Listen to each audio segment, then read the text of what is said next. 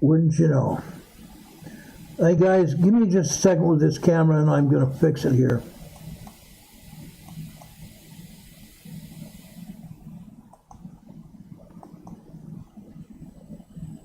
There we are, we're back. I knew I had to do that, unfortunately. I don't know why it does it occasionally. Anyway, guys, this is Ron Tyler with the Emergency Management Associates. We're coming to you from the Area Command, 392 miles west of Kitty Hawk Beach, North Carolina. We're glad you can all join us here tonight. We appreciate you being here with us. God bless you very much. Now, guys, we are going to talk about a lot of things right now. I hope you're ready for a lot of information. I'm going to talk about an earthquake that just happened in Indonesia, a very strong 6.0 earthquake that happened in Indonesia just a short time ago. Unreal. Unreal. We're going to talk about earthquakes here around the United States and Canada. We're going to talk about earthquakes near Puerto Rico and why they happened. Okay? Then we're going to talk about this channel and some other things that I want to discuss with you, if you will allow me to do that. I appreciate everybody here. Folks, already, gosh, stupid YouTube. Stupid YouTube. Today is February 25th. YouTube is having it as February 20. This is the 25th, guys. I'm having to change it as we speak right now. While we have you on the air, I just changed the date. Dadgum cotton picking YouTube. Unreal. Just give me a second. I'll fix this real quick and we'll get on with tonight's program.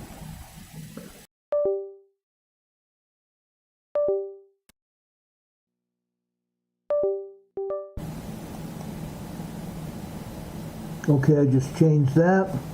I'm hoping you guys are still here with me. I appreciate you guys sticking here with me for a minute. Again, we're going to forego the Pledge of Allegiance, and we're going to forego the videos that I've been showing here on our program because YouTube is playing games with us. And they're doing it again with my camera. I just fixed this. And they're doing it again.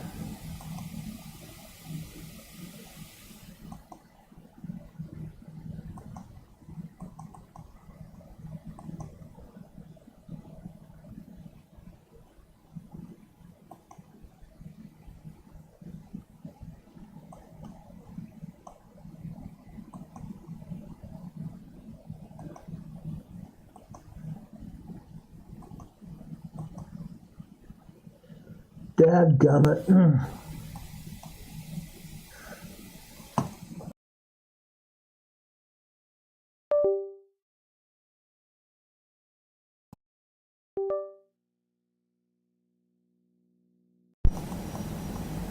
YouTube likes to play these games. I'm sorry.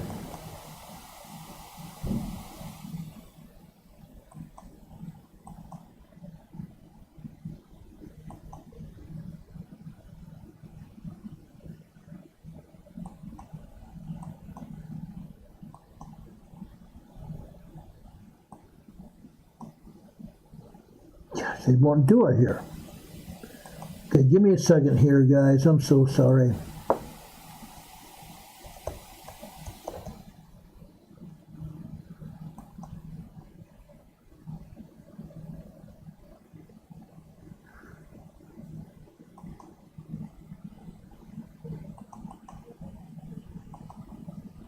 Give me a second. I hate YouTube. I have this all set up, guys. Have this all set up right before I came on the air, and all of a sudden there's problems. There I am. I'm back.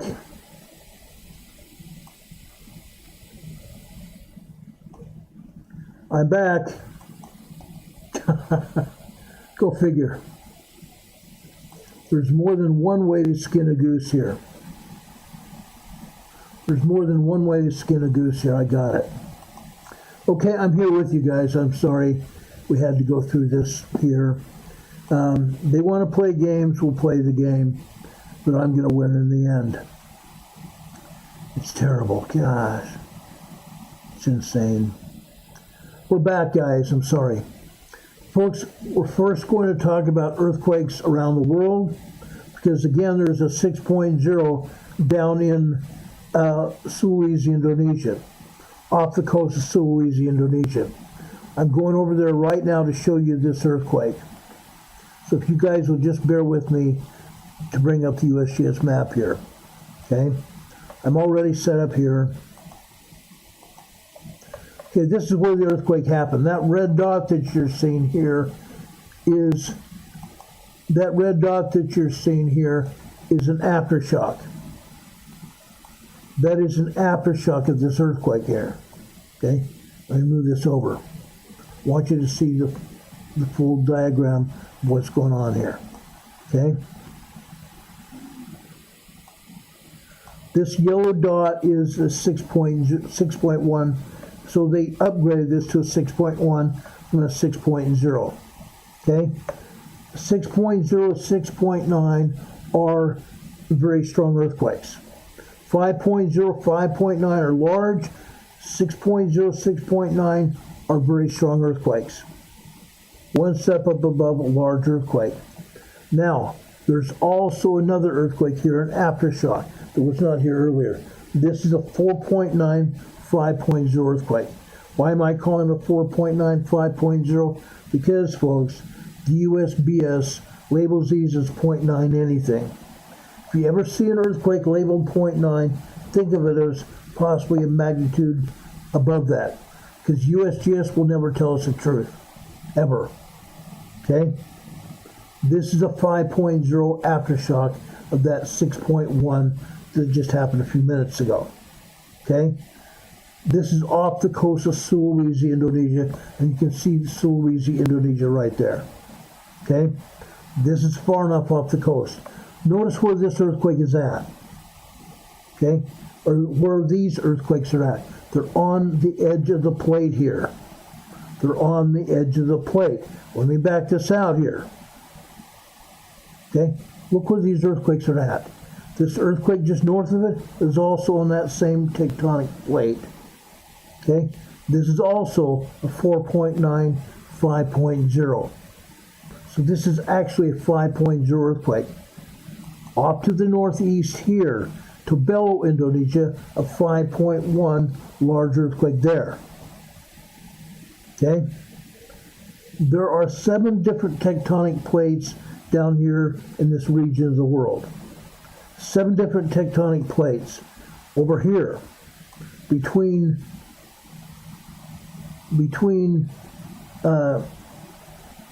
Tonga and New Zealand to the south.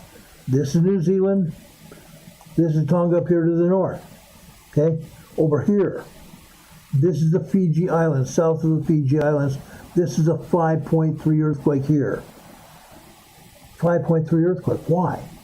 Because, folks, remember we had a 4.7 down here just a few days ago? And I told you that 4.7 was going to propagate a larger earthquake, a larger shallow earthquake. That's what this is. Okay? But, guess what? This is not a shallow. Okay? This is actually 572 kilometers deep. 572 kilometers deep. So far, guys, this earthquake is going to propagate a larger shallow earthquake here. Okay? It's going to propagate a 6.1 earthquake.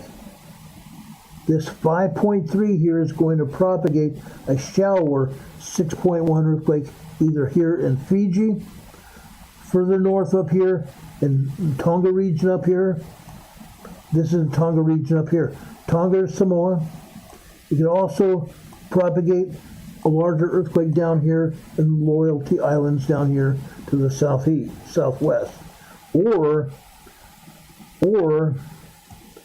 up here in the Vanuatu Islands here, or further over here to the west in the Solomon Islands. It's going to propagate a much larger, shallower quake.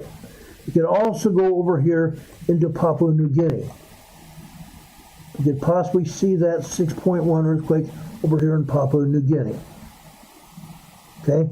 Or it could completely surprise us and go over here to Chile or Argentina to the South America. It could come over here. It doesn't do it very frequently, but it has been done.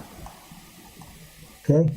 So we're going to see a very strong earthquake here, either in Tonga, Fiji, the Loyalty Islands, Vanuatu, Solomon Islands, or over in Papua New Guinea. But it's coming. It's coming. Down here to the south, these are the Kermadec Islands north of New Zealand. This is a 4.7 earthquake. 4.7 earthquake. Now, what you need to know about here in Indonesia, again, there are 7 different tectonic plates in play here. Each tectonic plate is subducting under another plate. Each one of those 7 tectonic plates are subducting under another tectonic plate there. That's why we get so many earthquakes here. That is exactly why we get so many earthquakes here. Now I want to show you another map here, just to give you an idea of what's exactly going on here.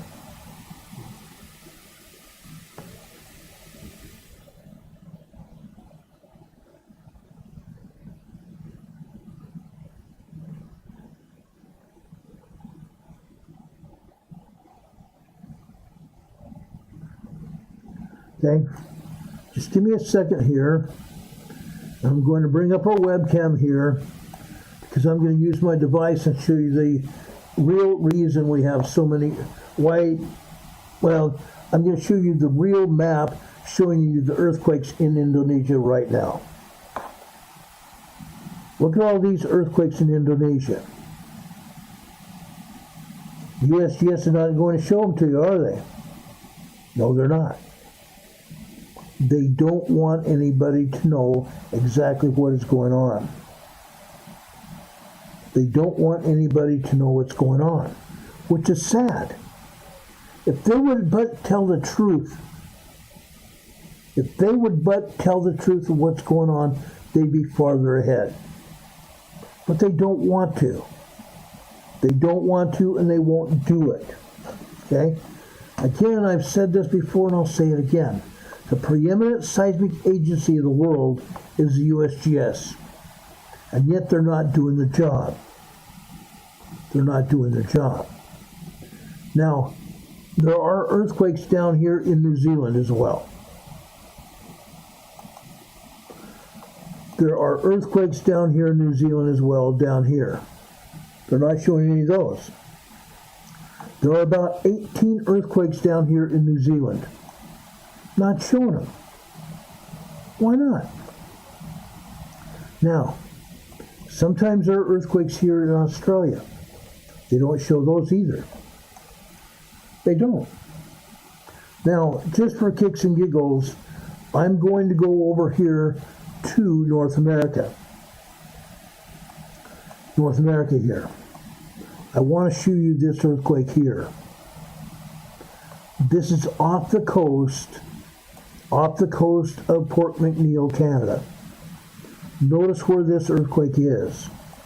We've talked about this the other day on Saturday when we talked about the Cascadia earthquake and everything that was going on. Right here is Queen Charlotte Island. Queen Charlotte Island. This earthquake fault that runs alongside Canada, Washington, Oregon, and Northern California. That is the Cascadia Subduction Zone Fault Zone. The Cascadia Subduction Zone Fault Zone. Well, guess what? We have an earthquake here off the coast of Canada, south about, I want to say, 300 kilometers south of Queen Charlotte Island. 300 kilometers south of Queen Charlotte Island and 212 kilometers west of Port McNeill, Canada. This earthquake is on the Juan de Fuca Fault. This zigzag fault line that you see here. This is on the Juan de Fuca Fault. A large 5.3 earthquake today. Okay? That Juan de Fuca Fault goes all the way down here. It's a long fault zone. It's a very long fault zone. It goes from up here, just south of Queen Charlotte Island, because the Juan de Fuca Fault and the Cascadia subduction zone reaches up here to Queen Charlotte Island. The Juan de Fuca Fault reaches down here into the Pacific Ocean, right down here. This is the Blanco fracture zone, running from northwest to southeast here. Then we have another fault zone down here that it connects to. This is called the Gorda Ridge. The Gorda Ridge. It runs from the northeast to the southwest down here. Then the Gorda Ridge connects to the Gorda Escarpment. And the Gorda Escarpment runs westbound over here towards the shore of Northern California. Okay? The Gorda Escarpment connects with the Cascadia subduction zone. The Cascadia subduction zone. The USGS is not showing any earthquakes down here today. Earlier there was a 2.2 and a 2.7 down here on the Gorda Escarpment, just off the coast of Northern California here. They're not showing those, are they? That's because the USGS decides what they're going to show and not show. They're cutting their own throat. At some point in time, President Trump is going to catch up with the USGS. He's going to catch up with them. And they're going to realize the USGS has also been laundering money. The USGS is not doing its job. And watch what happens when Doge and President Trump catches up with the USGS. Okay? So we have a 5.3 earthquake up here on the Juan de Fuca Fault. This is just one more reason, guys. This is just one more reason why we're going to have a Cascadia megathrust earthquake very soon. It's going to happen. It is going to happen. Okay? Saturday I showed you all kinds of evidence showing what is happening and why the Cascadia megathrust earthquake is on its way. It's a matter of time. For kicks and giggles, let's take a look at what's going on in Washington State here. Okay? Show some earthquakes. USGS is actually showing some earthquakes here. This is the 1.5 tremor here near Cathcart, Washington. Cathcart, Washington. This is just outside Cathcart, Washington, to the east-northeast of the city. Okay? We go further south here. This is near Falls City, Washington. This is a 2.4 earthquake here. 2.4 minor earthquake near Falls City, Washington. Okay? They're not showing any earthquakes here at Mount Rainier, but I can assure you there are earthquakes here at Mount Rainier. Let's go south. Right down here to Mount St. Helens. Guess what? There are earthquakes here at Mount St. Helens, but again, they're not showing them. Why not? Inquiring minds want to know. Okay? Mount Adams out here to the east are not showing anything either. Mount Adams is also steaming. There is steam coming from Mount Adams. So essentially what they're not saying is there are earthquakes because of the magma that's in Mount Adams that's pounding away at the bottom of that lava plug that is plugging the volcano, keeping it from erupting. Okay? That magma is also causing earthquakes, as we studied before. Let's go south here. They're not showing any earthquakes here at Mount Hood.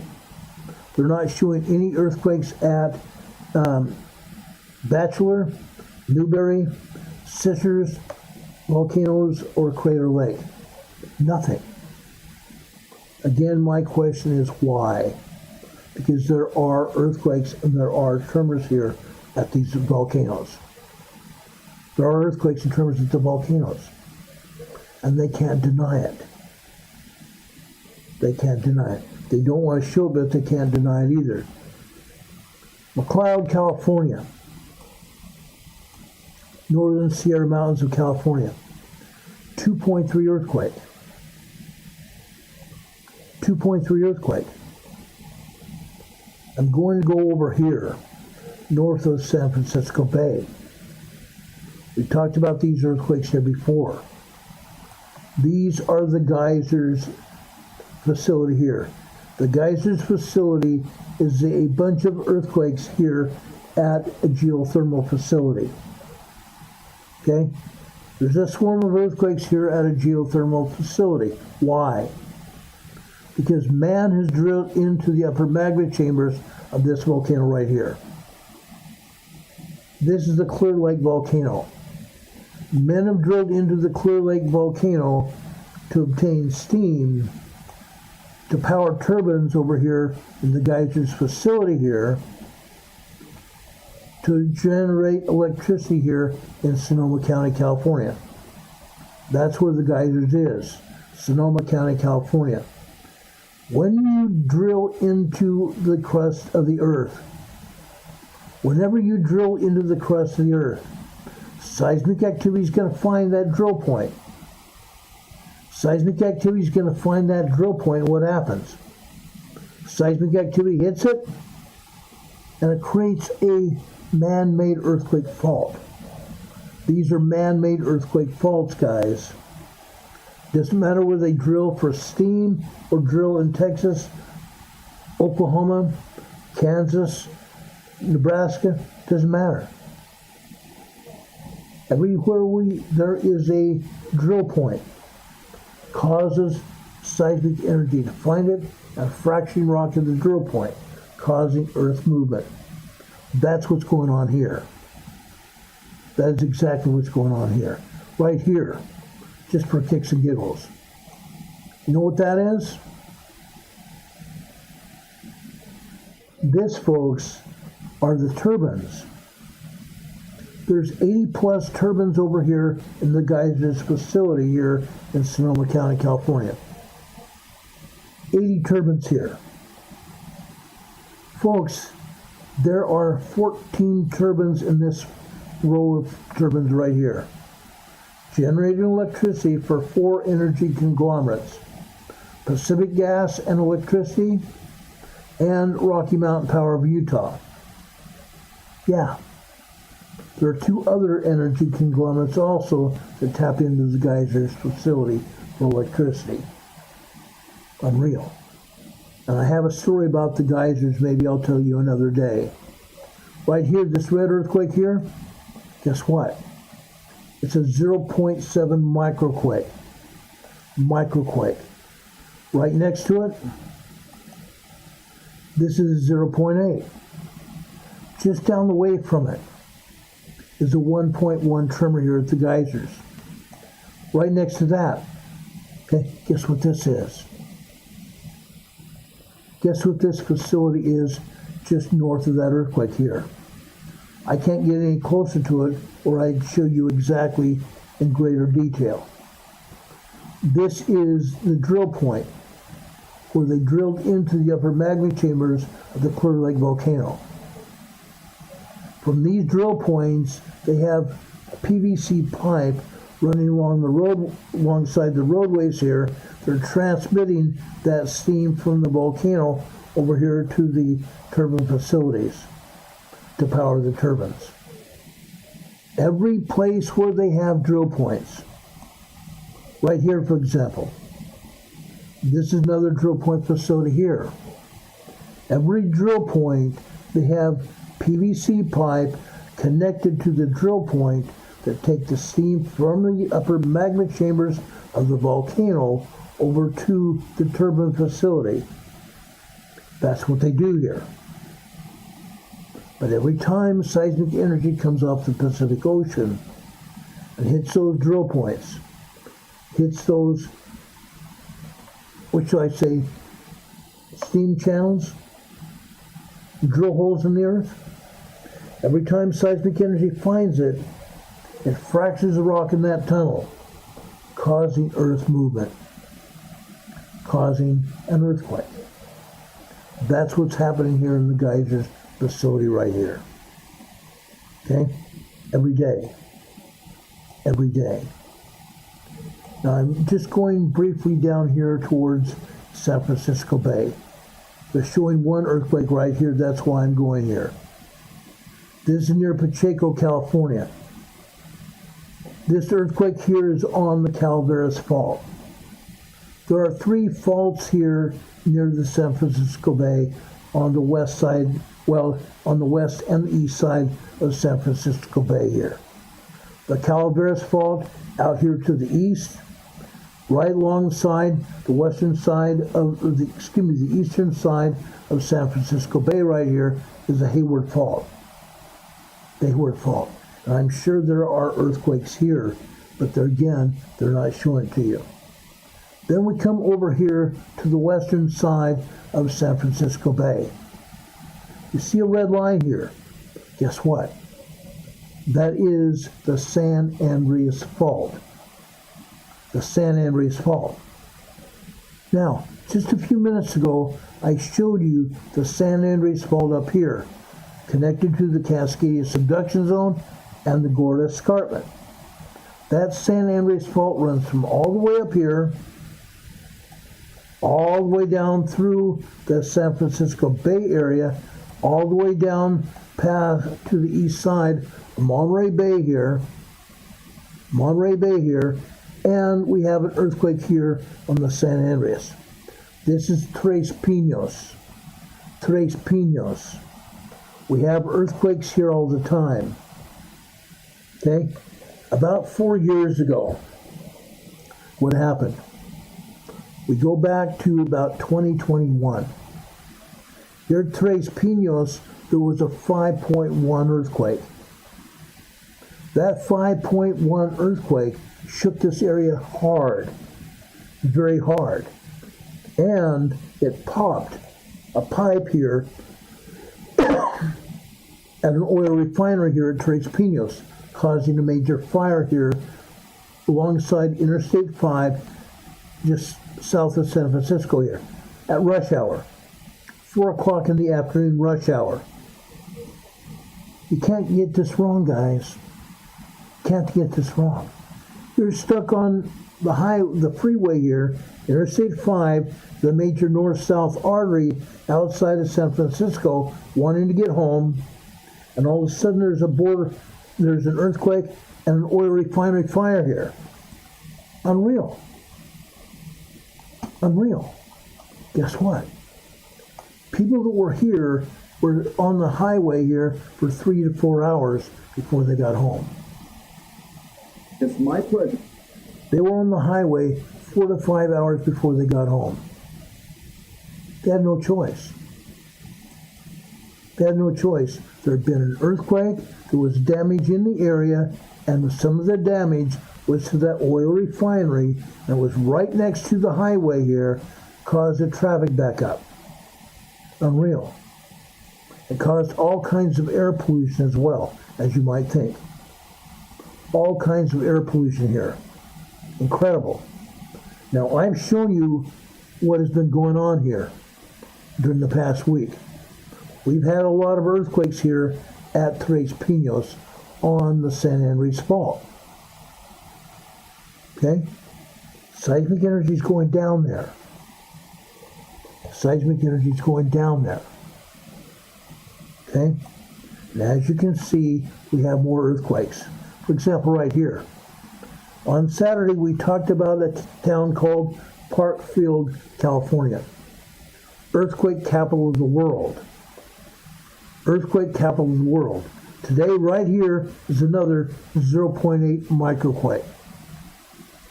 Fairfield, California, earthquake capital of the world. Incredible. Incredible. further south down here, and yes, we have other earthquakes here, but I don't have time to go into all the earthquakes here. I'm going to show you other earthquakes that you need to see. Large earthquakes that you need to see here. This is a 3.3 just east of the San Andreas Fault. This is near Buttonwillow, California, east of the San Andreas here. Okay? There's all kinds of earthquakes down here to the south right here, for example. Okay? Right on the San Andreas Fault. This is Devore, California. Devore, California. Back in the late 70s and early 80s, we had a couple 5.0, 5.5 earthquakes here in Devore, California. Today we have a 1.7 tremor here. 1.7 tremor. We go further south here. This is Cabazon, California. We've had earthquakes here a lot. This is in the foothills of the San Bernardino Mountains. Foothills of the San Bernardino Mountains. It doesn't stop. Further south right here, on the San Andreas, a 0.7 microquake in Garnett, California, right next to it. Palm Springs, California, a 1.1 tremor. Fascinating, huh? Off just east of the San Andreas here, Coachella, California. Coachella, California, guys. They have the Burning Man adventure here in Coachella, California every year. I believe it's August of every year. Burning Man adventure in Coachella, California. Now you see the San Andreas Fault come down here on the east side of the Salton Sea. We talked about this yesterday. The San Andreas Fault goes underneath the Salton Sea down here. It comes out from underneath the Salton Sea right here in Calipatria, California. Let me back out here. I want to show you the fault zone here. I want to make sure we're going to see it here.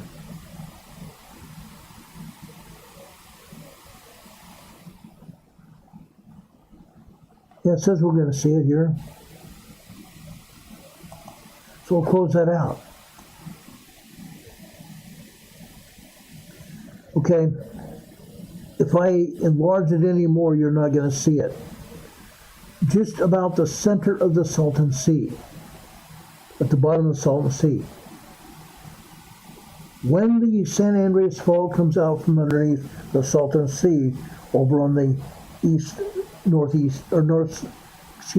the southeast corner of the Salton Sea down there, comes out of Calipatria.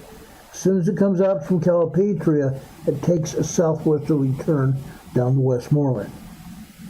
Then from Westmoreland, it comes down here. Okay, Imperial, California. 2.1 earthquake. 2.1 earthquake. 1.6 tremor here. 1.6 tremor here. Okay, 1.6 tremor there. This is a 1.5 tremor. This is a 1.5 tremor. This is a 1.7. This is a 1.6. Down here is a 1.7 here. And down here is a 1.2 tremor here. On the San Andreas Fault. On the San Andreas Fault. This earthquake out here to the southwest. This is northwest of Imperial. Actually, just west of Imperial that I just got through showing you. Okay? Another 2.1 earthquake here. This earthquake has nothing to do with the San Andreas Fault. It has everything to do with the San Jacinto Fault. The San Jacinto Fault comes down here as well.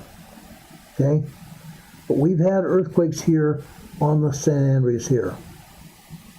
The San Andreas Fault goes all the way through the Imperial Valley, goes all the way through northern Mexico down here, goes all the way out here. Goes all the way out here into the Gulf of California. And you can see it starts zigzagging around here in the Gulf of California. Comes all the way down here and keeps on going here. Keeps on going down here. The San Andreas Fault.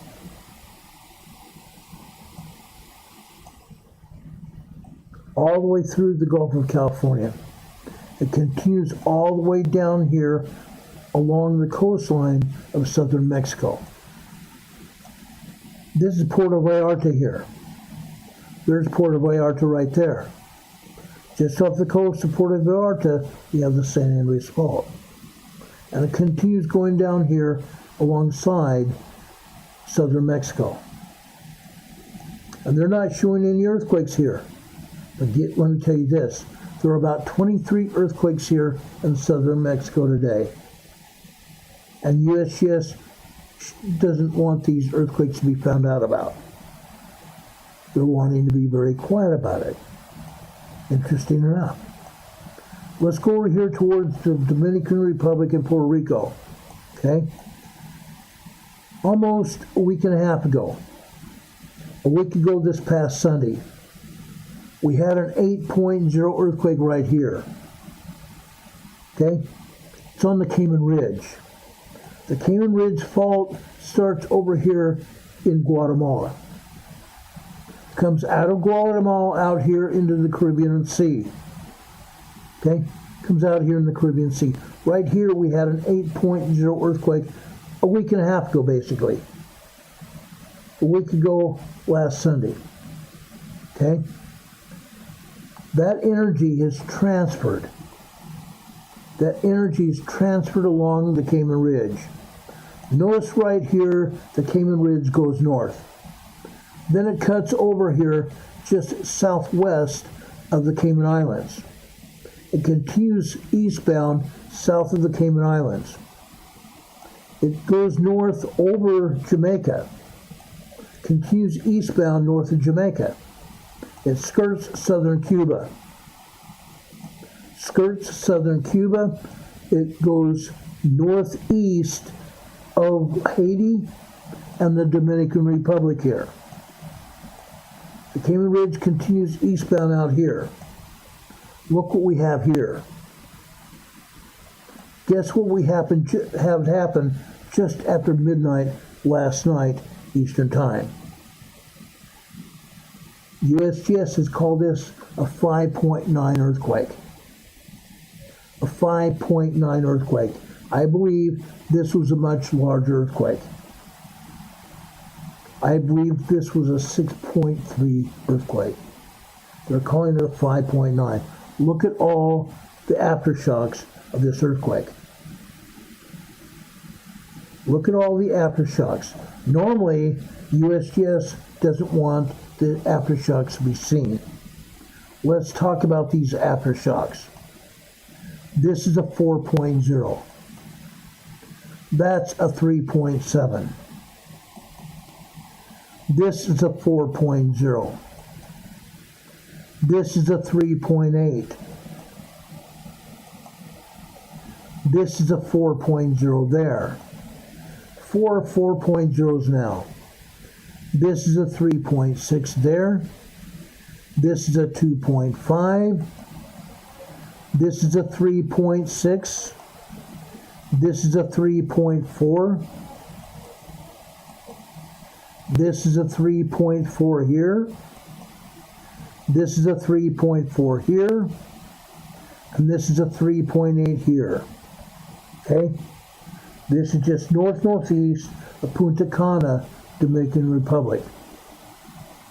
The Cayman Ridge brought this 5.9/6.3 earthquake out here today. Dropped it off right here. The Cayman Ridge does that. They bring seismic energy from Central America out here. Happens all the time.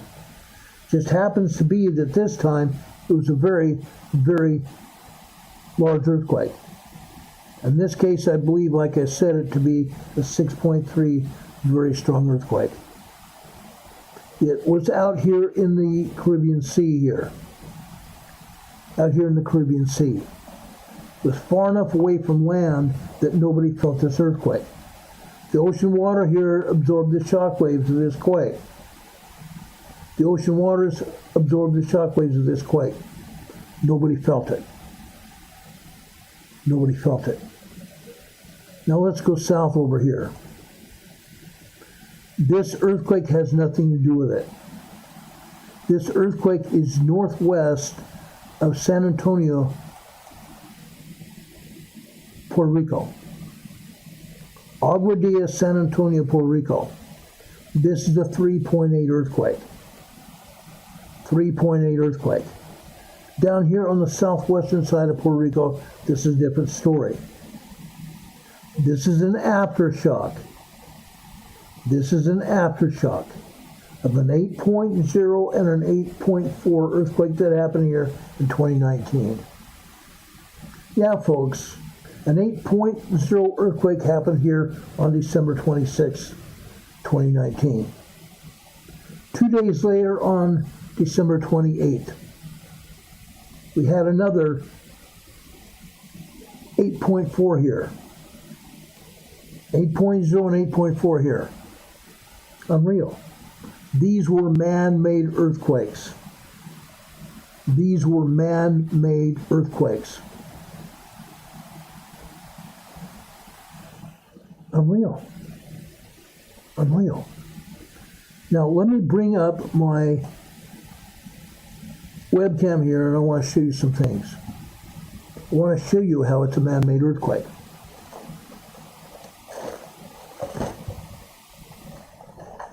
And when this happened, I proved it that this happened. Okay?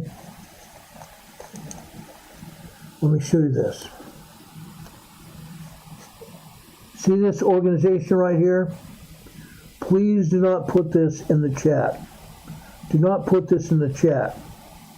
This organization caused the earthquakes in Puerto Rico, southwestern Puerto Rico. Why did it happen? Let me tell you this. Over in northern Norway, there is a facility in northern Norway that lit up early that morning.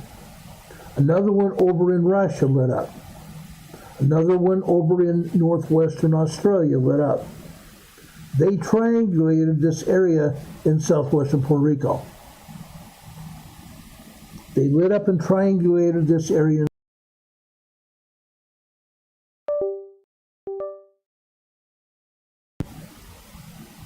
On December 28th, they did the same thing. 2 major earthquakes caused by man. 2 major earthquakes caused by man here. Unreal. I have a friend here that works for the Puerto Rican Police Department. We interviewed him about it. We had some deaths from this earthquake. We had some deaths from this earthquake.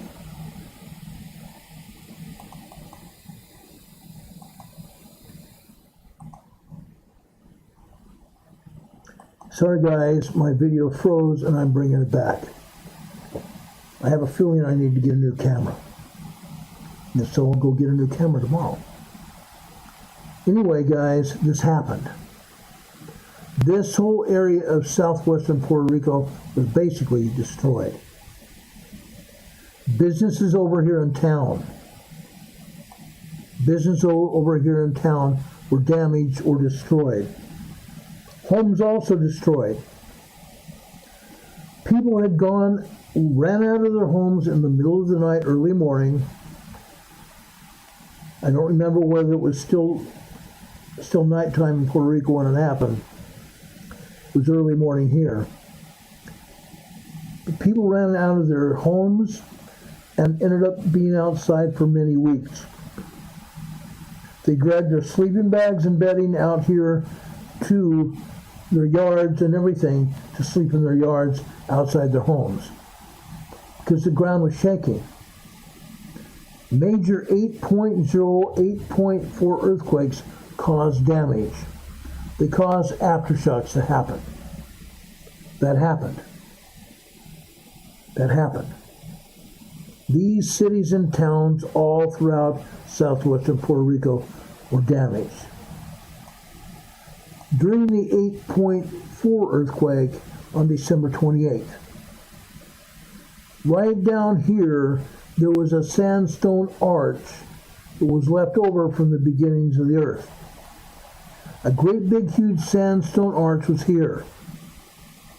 The 8.4 shaking took it down, destroyed it. It was a tourist trap. Now all that's here is sandstone rock. They destroyed southwestern Puerto Rico. We had large and moderate earthquakes hitting this area constantly for weeks. People were scared to go in their homes. People were even scared to go into buildings because this area was shaking so bad. My buddy Dominic, and I put a call into him this afternoon. My buddy Dominic, working for the Puerto Rican police force, talked about it.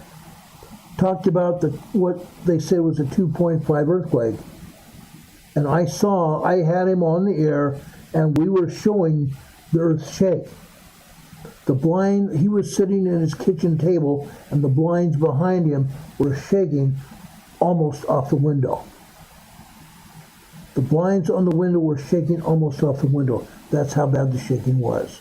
He says, oh, that's just a 2.5 earthquake. Unreal. But they had 2.5, 3.5, 4.5, 4.8, 4.9, 5.0s, 5.5s, 6.0 very strong quakes, 7.0 major quakes, and like I said, even the 8.0 and 8.4 quakes, December 26th and December 28th. Incredible. Man-made earthquakes here. And as you can see, we are still having man-made aftershocks. The ground is still trying to settle in southwestern Puerto Rico. Richard Smith says the earth is sending out an SOS, and probably so. Probably so. DT is here in the chat saying, is it just earthquakes or all these weird weather phenomena?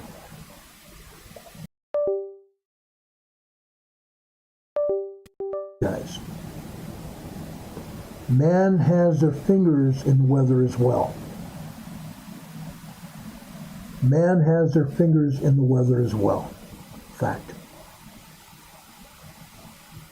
Okay? Shirley Mayo is saying, I got to wonder, Ron, just how many man-made earthquakes are we experiencing that are due to technologies unmentioned? Fracking, hydro drilling into fracture volcanic vents, yeah, it's happening. It's happening all the time. We may not know it, we may not be seeing it, but it's happening all the time. It's happening all the time. But DT is right. It's not just earthquakes, it's weird weather phenomenon as well. Man-made weather. Man-made tornadoes, man-made hurricanes. The hurricane that went through here in North Carolina, western North Carolina, was a man-made earthquake, or man-made hurricane. It started down just west of Florida. It blew into southwest Florida, came up through Georgia, came up through South Carolina, and blew out through North Carolina. Never happened before. That kind of energy from weather never happened before inland that far. Yes, hurricanes have been known to hit the coastal areas of North Carolina and Virginia. I've seen it. I've talked to people that have weathered it, literally. They lived through it. But folks, what happened here in West North Carolina should never have happened, ever. ever. Man-made weather, guys. Man-made weather. It's happened all the time. It's happened before this past year, and it'll happen again. Because we have politicians. We have the deep state that doesn't give a flying rat's butt who they hurt. They don't give a flying rat's prosecutor who they hurt. Okay? Virginia's in here in the chat saying the water comes in and not just at shoreline. It's fast and furious. Streets were flooded. We were trying to leave. Roads were washing out. Oh yeah. Absolutely. Absolutely. In the case of Hurricane Helene, the end of September this past year, it came into Asheville, North Carolina, up in the mountains. I've been in Asheville. I conducted some business in Asheville about 3-4 years ago. There was a dam just east of Asheville. The hurricane came through with a lot of rain and water, dumping the rain in that dam, in that reservoir. As a result of that happening and the water of the rivers to the east of that dam, the dam burst, flooding Asheville. The rivers overflowed their banks, flooding all over western North Carolina, causing all kinds of damage. Unreal. Unreal. And yet nobody wanted to take responsibility. Hurricane Heather says a Cat 4 does not stay on land for 5 states. You're right, it doesn't. This was a man-made hurricane. DT says for the last 2 weeks, my job site was covered in inches of rain. Not just today, it's almost 60 degrees. Everyone I know across this country is sick. Weird stuff. Weird stuff. Now, speaking of which, have any of you heard what else is going on? It's not just weather. It's not just weather. For those of you that haven't heard, you probably ought to hear this. Okay? Yes, it's all politics again. Unfortunately. Unfortunately. Over here in Wuhan, China. Over here in Wuhan, China. Several weeks ago, maybe even 6 or 8 weeks ago, that laboratory in Wuhan, China, released another virus. That laboratory in Wuhan, China just released another virus. And guess what? It's not necessarily as bad as the last one they released. But guess what they told people? Beware, it's from bats. It's not from bats. It had nothing to do with bats. The virus was man-made. And I believe this latest virus is also man-made. Okay? Yes, it's going to make people sick. It's going to make people sick. Rebecca the Explorer says, China's got to quit that. I agree, they do. They do. Donald Trump is going to come loose all over China. Donald Trump is going to deal with China for it. But it's not just China. Our former President Biden said last year, oh, we're going to experience the bird flu now. We're going to experience the bird flu. So he told his agriculture secretary to have farmers kill off animals, to kill off chickens and ducks, kill up turkeys. Just like what happened after COVID. Biden had them kill up chickens and turkeys then. That happened just months before Thanksgiving. They killed off several million turkeys. They killed off 4 million chickens. We had eggs for a time. The price of eggs went up slightly and came back down. Now this time, Biden did it again. This time it's a bird flu again. Back then it was bird flu, now it's a bird flu again. He killed off a bunch more chickens. All of a sudden, guess what? All of a sudden egg prices go out of sight. Last year at this time, my wife and I were buying a flat of eggs for $6.99 a piece. $6.99 a piece for a flat of eggs. We paid $20 for a flat of eggs 3 weeks ago. $20 for a flat of eggs 3 weeks ago. I have a picture. In my files that show a flat of eggs right now going for $27.18 for a flat of eggs. That's three times the cost. Actually, almost 4 times the cost just 1 year ago.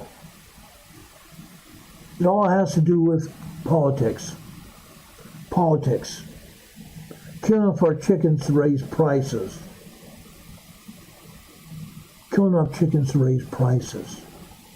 Incredible. Anyone see a correlation to everything that's going on? Rebecca the Explorer says her son bought her some eggs today, $9.89 for probably a dozen eggs.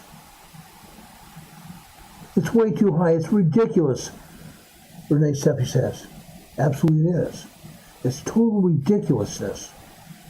Just because our former president wanted it to happen. Killing off a bunch of chickens.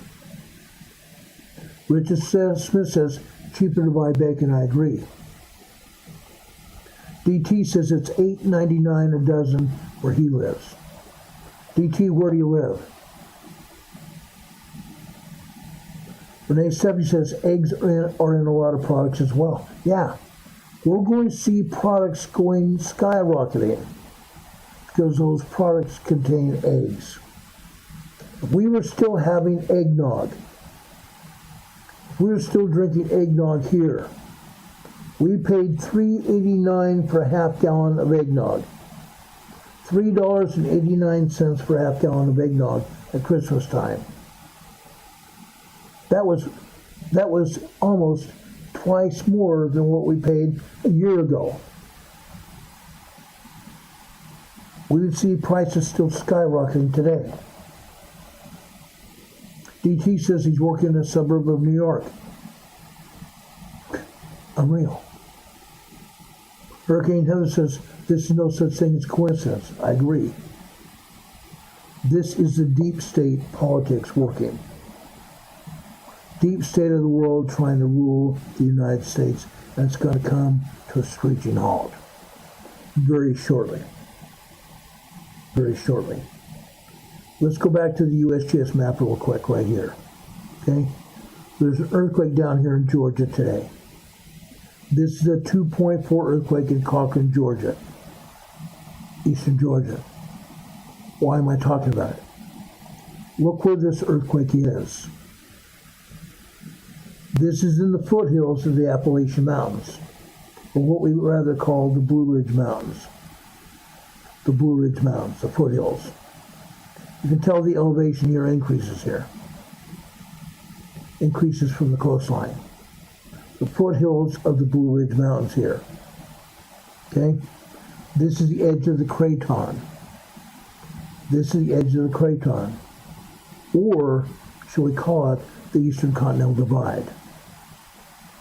Eastern Continental Divide. One other earthquake here to the north of that is Menlo, Georgia. This is in the Blue Ridge Mountains here. You can see the difference of elevation between the other one that's down here in Cochran, Georgia, to Menlo, Georgia up here. This is a 2.6 earthquake here. A 2.6 earthquake. For kicks and giggles. For kicks and giggles here. I'm going to take down the USGS map here. I'm going to bring you now the North American Craton. I want you to see this. I'm going to take down my webcam here for a minute. Okay? Look over here where it says Missouri, MO. You see the edge of the Craton dip down here to the south? That's the edge of the Craton. The North American Craton starts way up in Canada near Alaska. North American Craton starts up in Canada near Alaska. Comes down through the Rocky Mountains of Canada into the Rocky Mountains of North America, United States. Montana, Idaho, Wyoming, Colorado, New Mexico, down here into southern Texas, southwestern Texas, then it comes up through central Texas, over here to Oklahoma. Then it goes east out of Oklahoma into Arkansas, over here towards Missouri. The Pneumatic Fault. The Pneumatic Fault. Then it goes southeast over here in towards Alabama and Georgia. That's why we have this earthquake now. It's on the North American Craton. The North American Craton continues through South Carolina, up here into Tennessee. It skirts the area of western North Carolina, and I've been there. Like I said, I've been in Asheville. That's part of the Eastern Craton. I've been in Sparta, North Carolina, where 4 years ago we had a 5.1 earthquake in Sparta, North Carolina. I covered that earthquake 1 year after it happened. I was there. I showed video and I showed pictures of Sparta, North Carolina. We talked about the damage of that earthquake there. The Eastern Craton goes over here into Virginia, goes over here through the western side of Washington area, goes up here continuing through New York, western New York, Maryland, Vermont, New Hampshire, Maine, all the way up here into Canada. All the way up into Canada. It's the Eastern Continental Divide. Eastern Continental Divide. Unreal. That's why we have earthquakes here. That is why we have earthquakes here. Do we have any questions about that?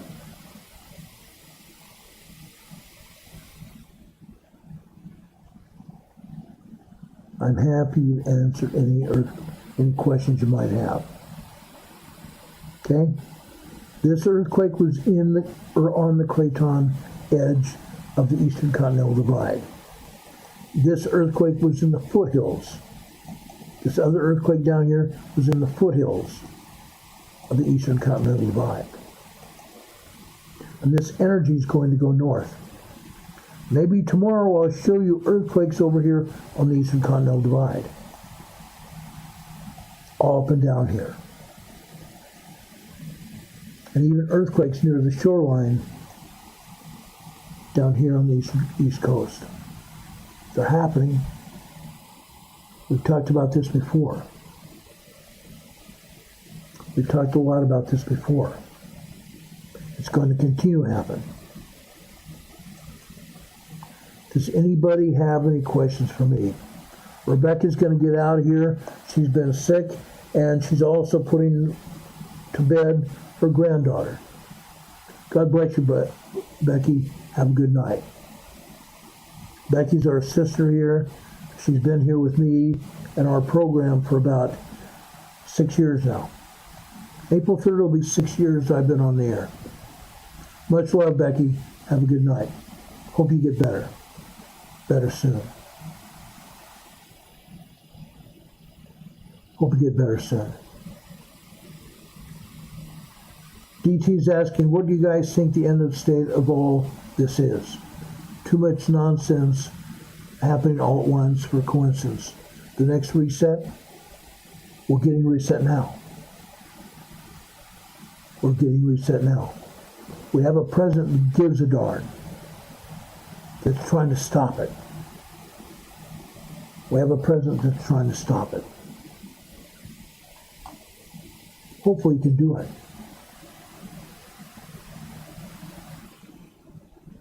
Rebecca says her kids have COVID-19. Oh my gosh.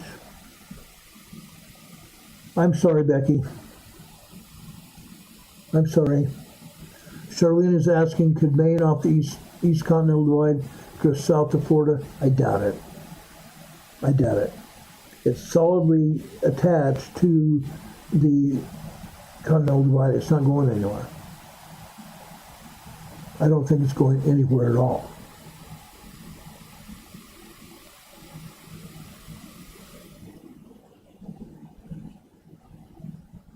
That was a great question, though.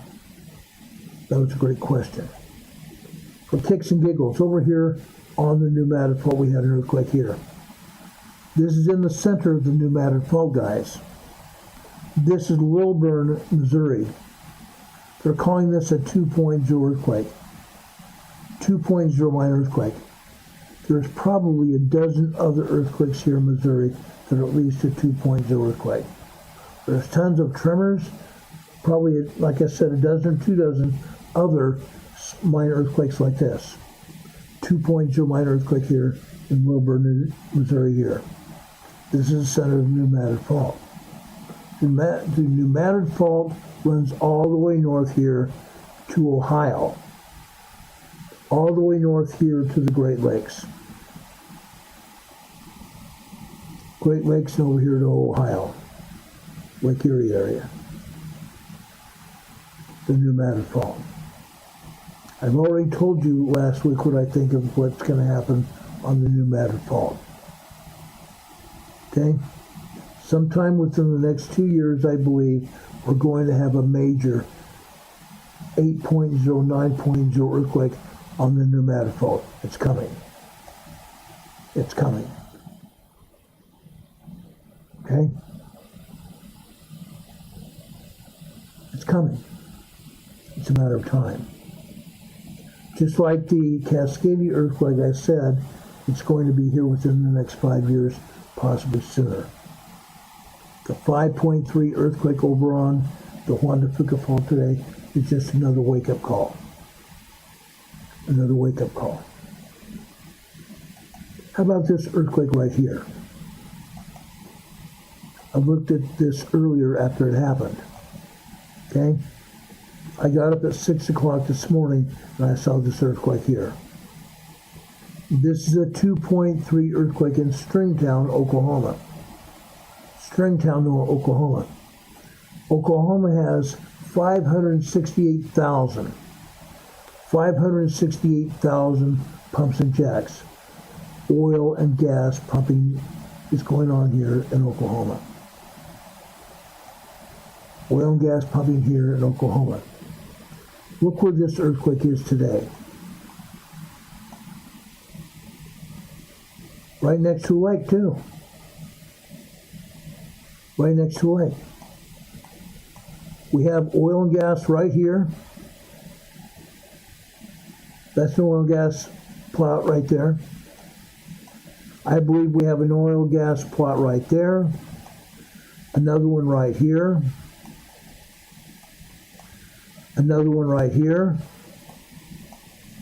Another one right here. Oil and gas production all over Oklahoma, guys.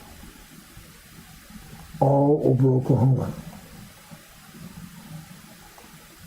That's why this earthquake hit today. 2.3 earthquake in Stringtown, Oklahoma. But there's more than that. There's more than that. Let's show you the other earthquakes in Oklahoma. Oh, one just happened. Anytime you see a red earthquake here, anytime you see a red earthquake, that's an earthquake that just happened within the last 45 minutes. Let's zoom in here and take a look at it. Looks to me like there's several earthquakes here. Look at that.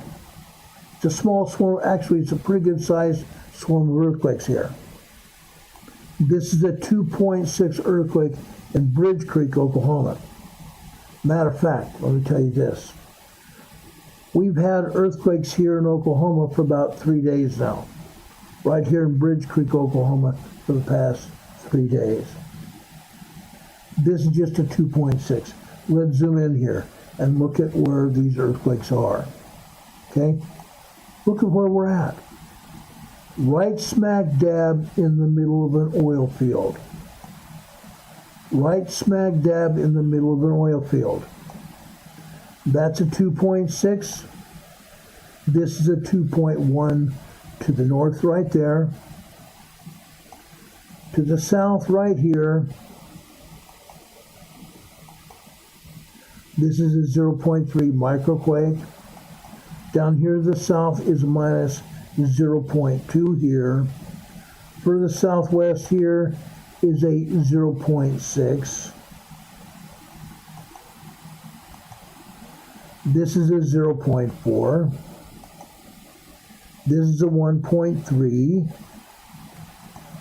And look at all these other earthquakes here.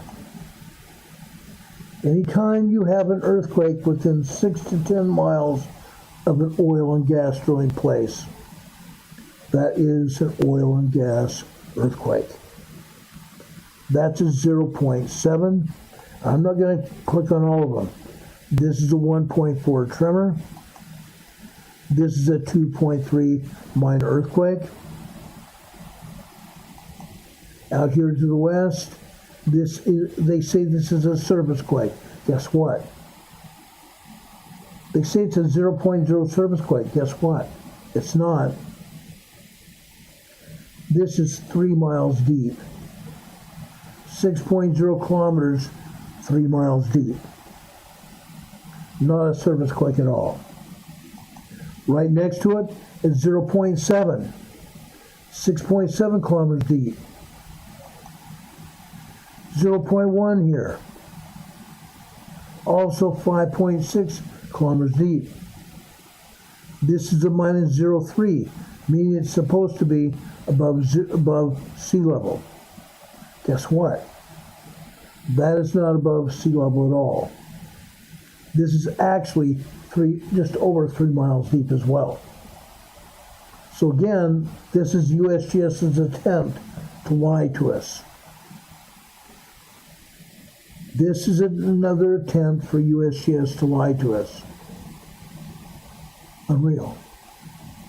Linda Covington is back here in the chat, guys. We've been praying for you, Linda. Linda Covington says, DT, I do been following it for a long time. Just look at the old time maps. Yeah. Linda, thank you for that. Thank you for coming in our chat tonight. Linda's been recovering from a broken hip a week and a half ago. God bless you, Linda. Thank you for your sister for telling us about what happened. We hope you have a speedy recovery. God bless Linda Covington. She's a great lady. Linda Covington is a great lady. Thank you very much, Linda. All these places, guys, have oil and gas drilling here. This is another 1.6 earthquake, just to the northwest of there. There's another 1.6 here. This is a 1.7. Over here to the west here, this is another 1.3. Look at all the oil and gas drilling points here. Platforms all over the place. This is an oil and gas field near Bridge Creek, Oklahoma. Swarm of earthquakes. North of there, Kingfisher, Oklahoma. A couple years ago, we had a huge swarm of earthquakes here in Kingfisher, Oklahoma. Guess what? Oil and gas here as well. Look at these oil and gas plots here. Oil and gas right there. Oil and gas right there. Oil and gas right here. Oil and gas all over this area. Look at that.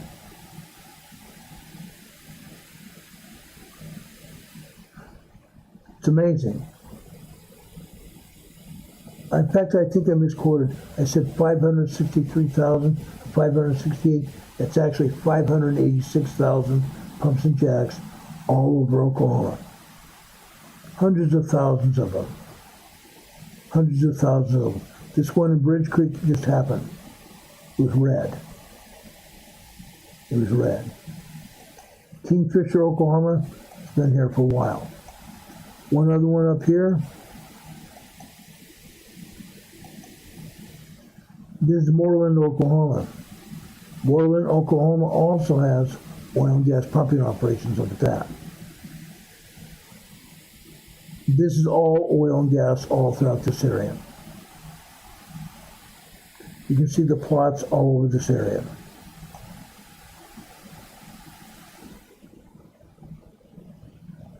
Okay. Moreland, Oklahoma, all kinds of pumps and jacks. It's an oil field. All over there. Okay?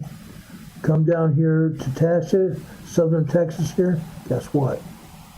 Oil and gas here as well. Falls City, Texas. A couple years ago, we had a 5.3 earthquake here. 5.3 earthquake here. We continue to have earthquakes here in this area. Pumps and jacks all throughout this area as well. Let's zoom in here. It just happens to be another earthquake here as well. Here's a 1.9, 2.0 earthquake here, Falls City, Texas. This is a 1.8 here, tremors. Tremors here. Oil and gas all over this area. Look at the square and rectangle plots all over this area as well. Oil and gas fields here, guys. Literally everywhere. Everywhere. Southern Texas. We come over here to southwestern Texas here. You see southwestern Texas continue to get hit over here. It's not going to stop. Southwestern Texas has been going for years now. Oil and gas. This is a 2.0 earthquake here. DT says it's the first time here, it's not much, but thank you guys for letting me know. I'm not insane, no you're not. LOL. Y'all give me hope. DT, don't be a stranger here. Come back and also join here and subscribe here to our channel. We appreciate you giving us this $5 super chat. I'm giving you an EMA sticker on your super chat, and I'm also giving you a thumbs up. Thank you so much for that super chat. That means the world to us.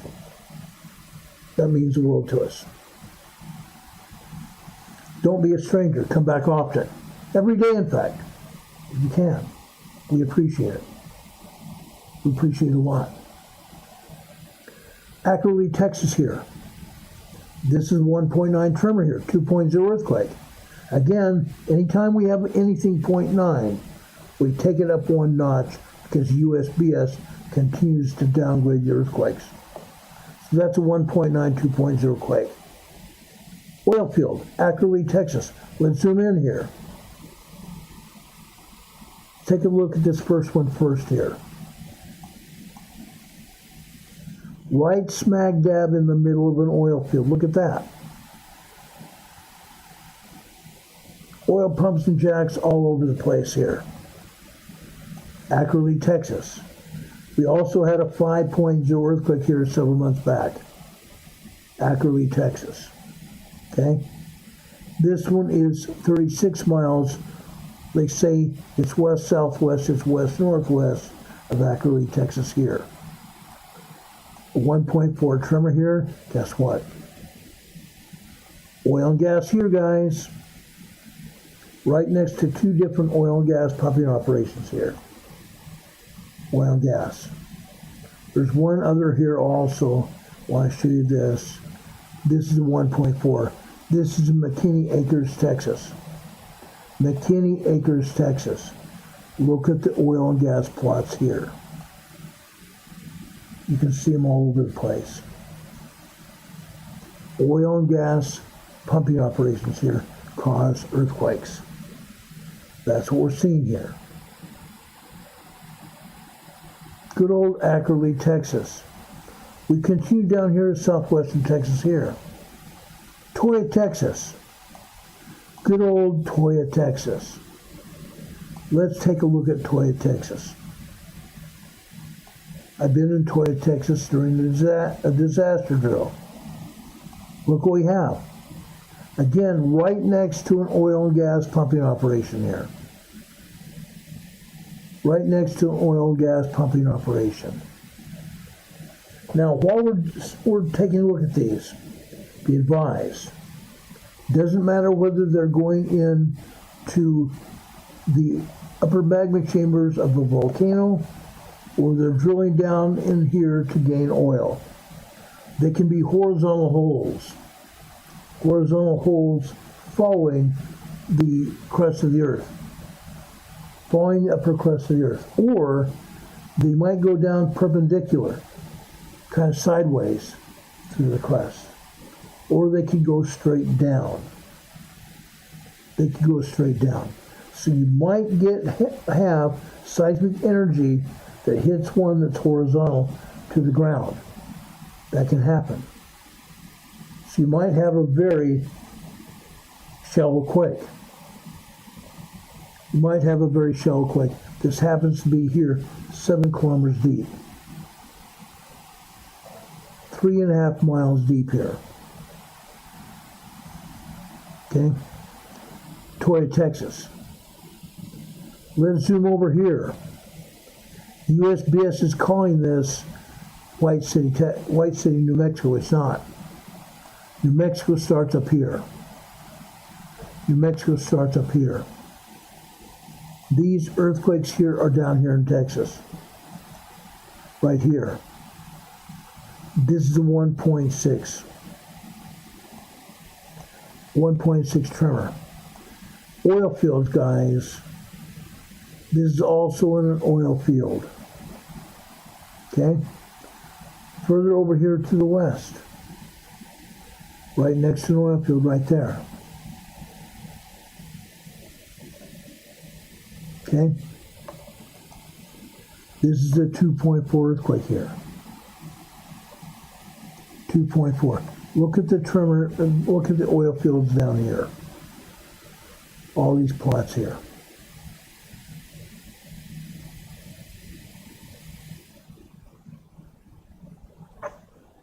Unreal. Unreal. Of course, California is still moving. California is still moving. Down here, we have an earthquake over here in northern Mexico. This is a 1.7 tremor. Now, I don't normally look at these earthquakes down here in northern Mexico very much. However, I want to show you something here. This is a 1.7 tremor. But there's something more important about it. Okay? This earthquake is right next to a great big huge geothermal plant here. This is a geothermal plant just like they have down in the Imperial Valley, just like they have over the Coastal Volcano, just like they have over in the geysers facility in Sonoma, California, just like they have also over in northern Nevada, around Reno. Geothermal pumping facilities tapping into the upper magma chambers of volcanoes to power turbines to generate electricity. That's what they're doing here. That's exactly what they're doing here. Guess what volcano it is? Guess what volcano this is? This is Cerro Prado volcano. Cerro Prado volcano. Unfortunately, I can't zoom in any more than I have right here. Right on top of the Cerro Prado volcano is a picture of a phoenix. A phoenix. So this may be a phoenix, a rare antique bird, an ancient bird. Okay? They carved this in the lava plug of the Cerro Prado volcano. Okay? But down here is also a geothermal facility where they drilled into the upper magma chambers of the Cerro Prado facility, of the Cerro Prado volcano, to obtain steam to generate electricity for people here in northern Mexico. Just so you know. Just so you know. Over here in the Imperial Valley, there are 7 facilities doing the same thing here in the Imperial Valley. Let's take a quick look at them. Right up here. Right there. This is a geothermal facility here. Okay? I can't zoom in any more than I'm showing you now. This is a geothermal facility up here near Calipatria, California. It's got 7 different turbines here. 7 different turbines. Let's move westbound here. Let's move westbound. Right here we have another geothermal facility with more turbines here.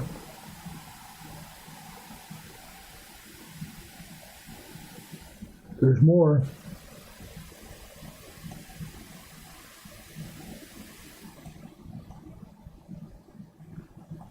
There's another facility right there.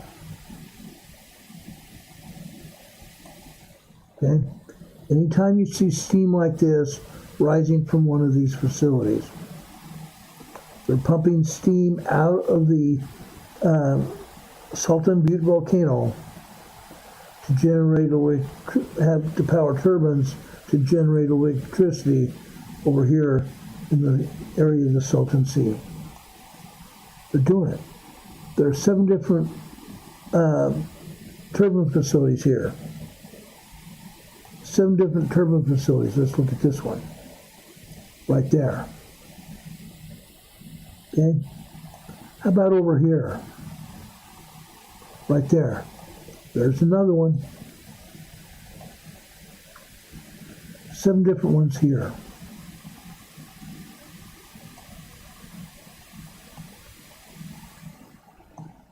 I thought there was another one right here.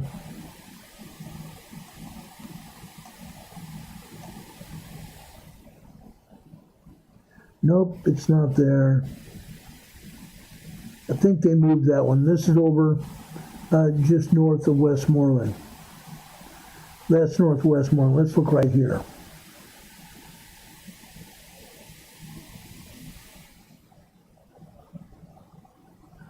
Nope, that's not one. I know they've got one down here. I know they have one down here. I've seen it. But there are 7 different geothermal plants here in the Imperial Valley. They tap into the upper magma chambers of the Salton Butte volcano to obtain steam to generate electricity here in the Imperial Valley. Imperial Gas and Electric. Okay? They do it over here in the Coastal volcano here. Let's look here. This is Kernville, California. That's too close here. We'll go up here.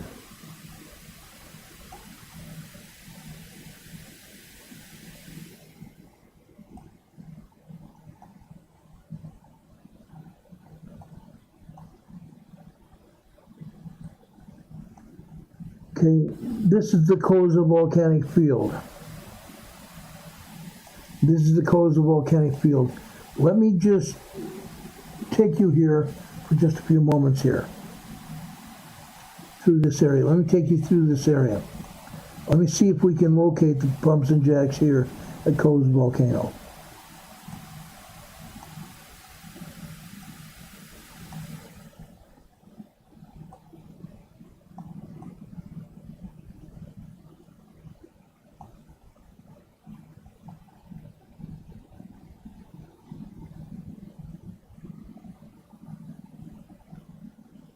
I'm actually hoping we can find it.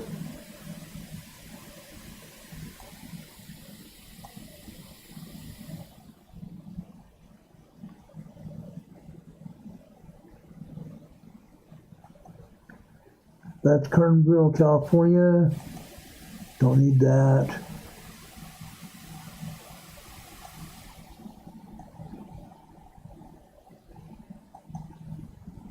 That's McLeod, that's too far north.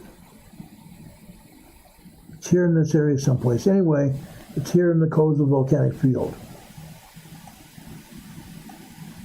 It's here in the Koza volcanic field someplace.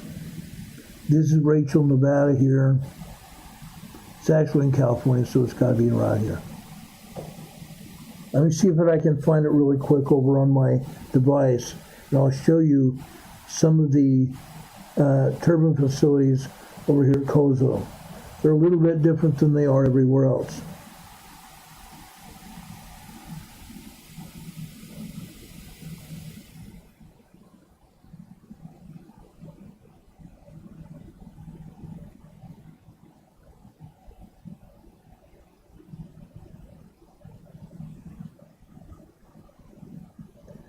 Let me see what we can do here.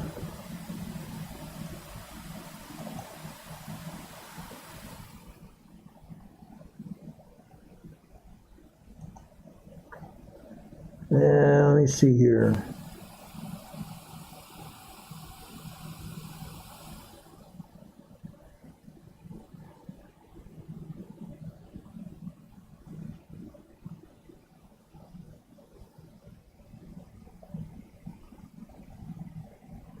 I used to be pretty good about finding my way around here.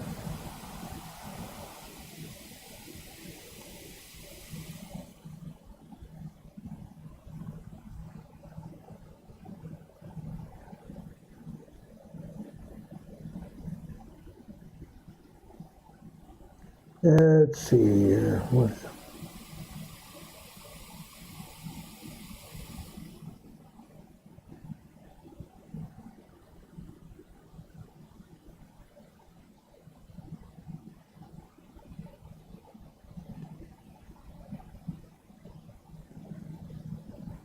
okay, let me show you this. Let me enlarge my webcam here so I can show you what's going on here.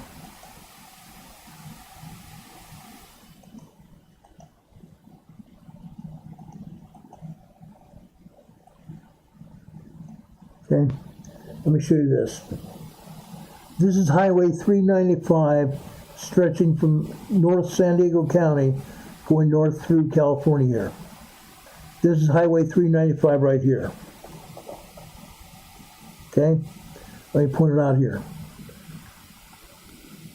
This is Highway 395 running north from San Diego County.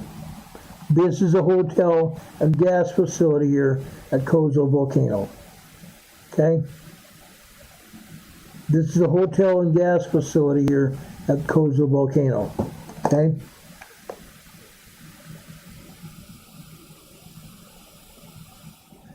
Then they have a roadway leading into the Koza volcanic field.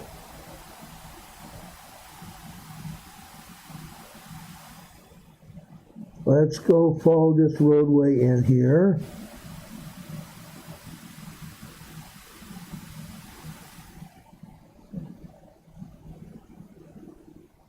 Now I'm going to show you really quick some craters here. Look at the craters here in Koza volcanic field. It's a huge volcano field.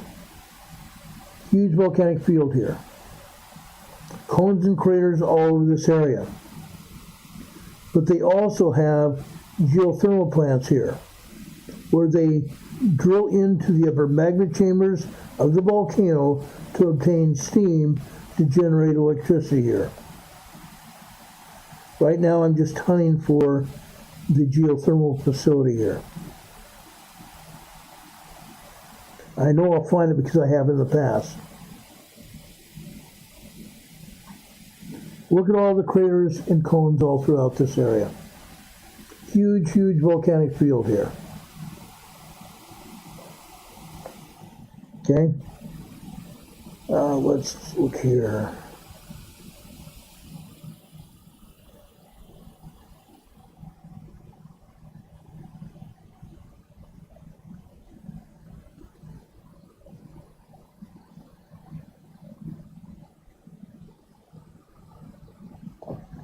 Oh, this is weird.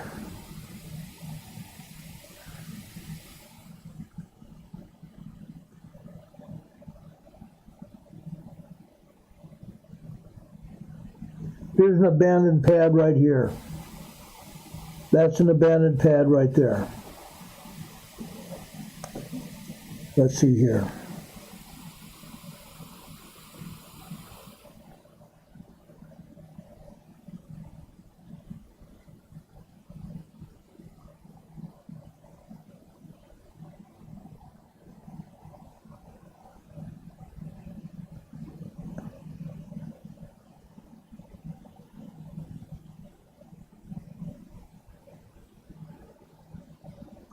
Oh, let's see here.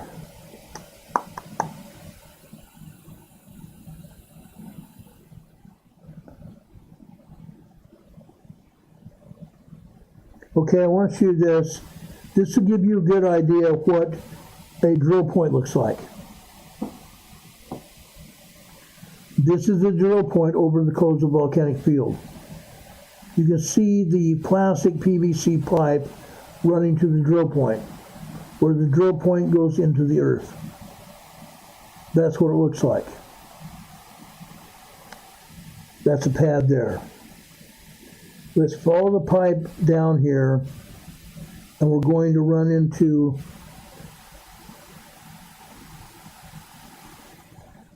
you can see here the pipe runs along the roadway here. You can see the white pipe there, it runs alongside the roadway here. Out in the middle of the desert there.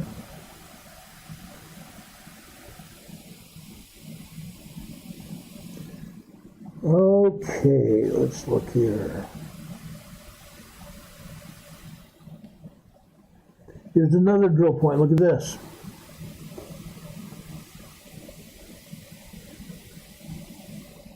That's what another drill point looks like.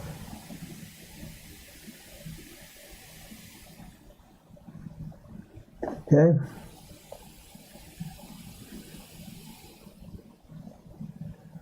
Here I believe they pulled too much water, steam out of the volcano. We have a water pond right there.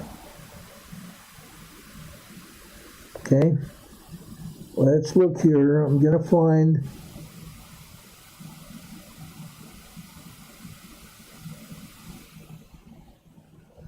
this is another drill point right here.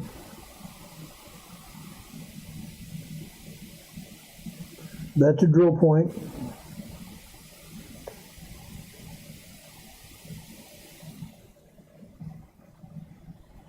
Bingo. I found 12 turbines here. I found 12 turbines right there.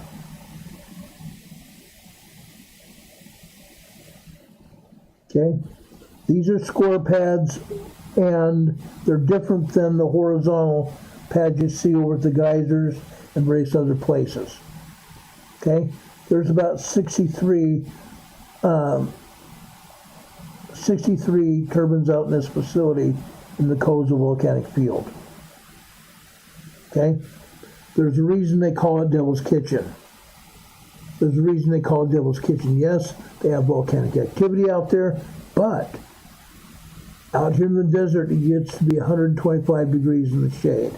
I filled up that gas station at Koza Volcanic Field and also out in just south of Las Vegas. And both gas stations, they said, it was 125 degrees in the shade. Unreal.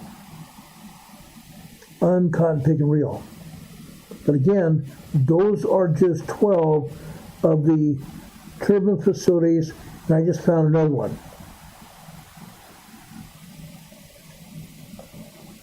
Here's another facility just like that.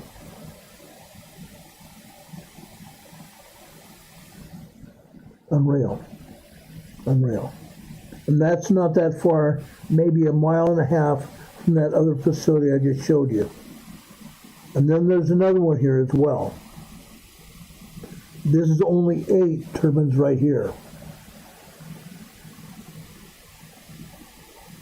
8 turbines here. Okay? It's unreal. That's Coastal Volcanic Field, guys. Coastal Volcanic Field. Any questions about that?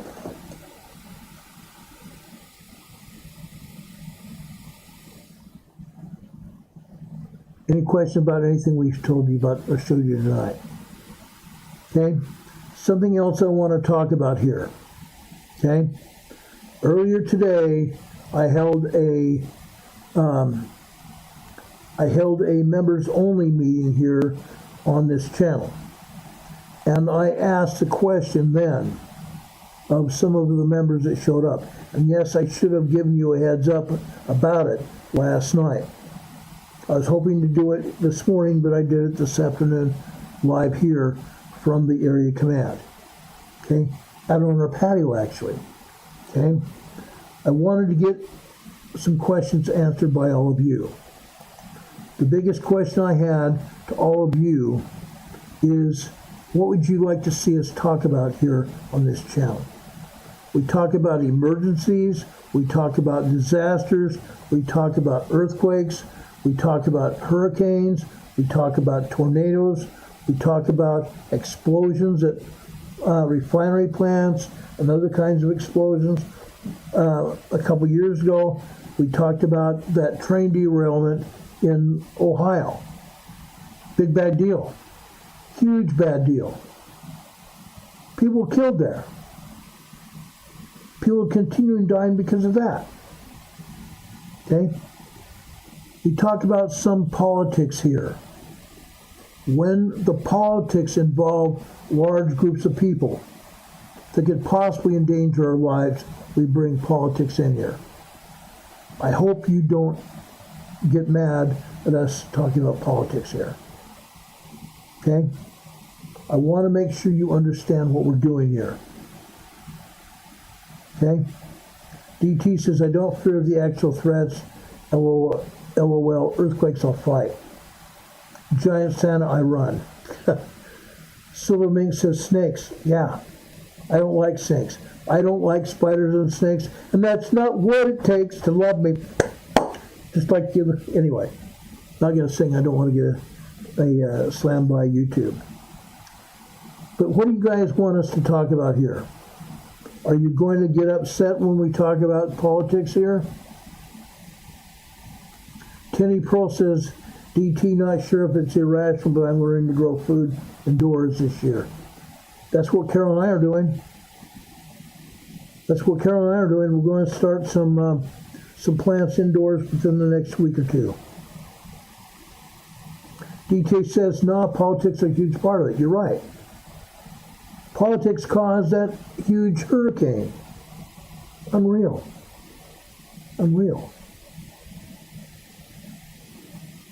DT says, I'm a new sub, talk about anything you want. I will, thank you. I do get some people complaining. I have had quite a few complaints. Not lately. Well, yes, lately we've had some complaints as well. We talk about food processing occasionally. We talk about preparedness. We talk about all kinds of preparedness, including food, how to bring in food, how much food and water you're going to need for any kind of emergency that might happen. And yes, during Hurricane Helene, we were without power for a day and a half, almost 2 days. I cooked out on my patio out here on the grill. No, I didn't have open fire. I cooked with pots and pans. I did not grill, but I used a grill. We used our grill because we had no power, nothing. We had no stove here, operational or anything. So I cooked on our patio. Everybody should have some way to cook, whether it's a can stove or a patio grill. You need something to heat up your food and to cook with. Now we also have some small solar panels here so we can charge our computer and charge our phones on. We do have our solar panels here, okay? Now, I'm going to tell you this. I have had my hand slapped by YouTube.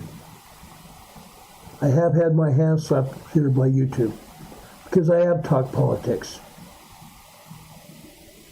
When Biden was president, I had a different channel here on YouTube. I had 26,000 subscribers. 26,000 subscribers. YouTube took me down, bounced me off the channel for one day. Then they took me down for a week. Then it was 2 weeks. Then it was 1 month. Then it was for the rest of my life. That's when I started the second channel. They haven't taken me down now. But Biden told the FBI to go into the social media outlets, YouTube and Google, and shut down people that were talking. Shut down people who were not talking what Joe Biden wanted them to hear. Or if they were talking against something Joe Biden didn't like, then they were taken down as well. I did.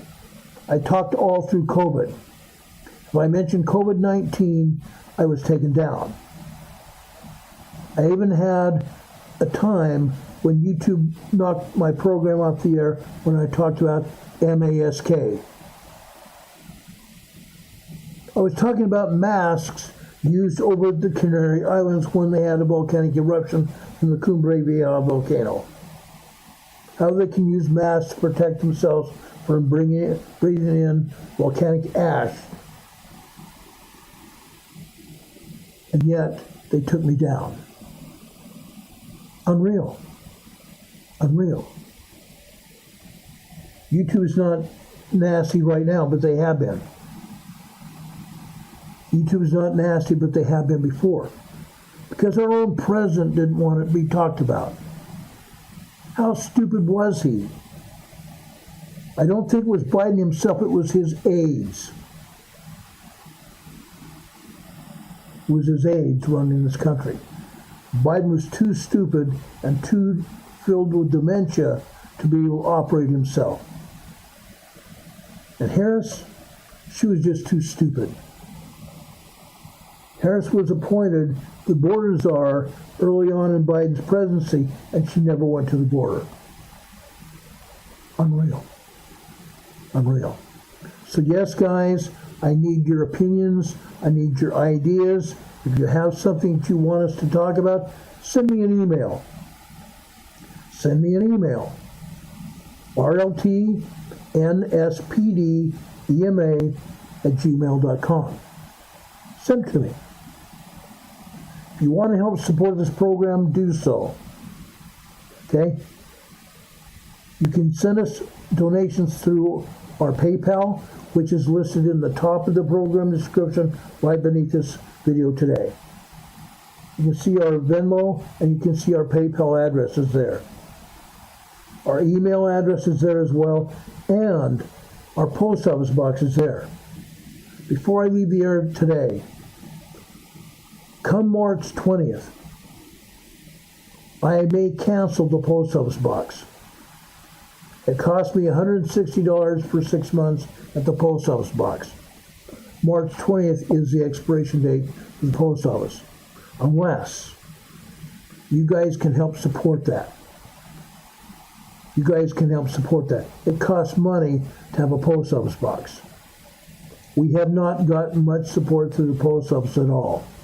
We got a couple of Christmas presents, 3 Christmas presents at Christmas, and some other things throughout the last year.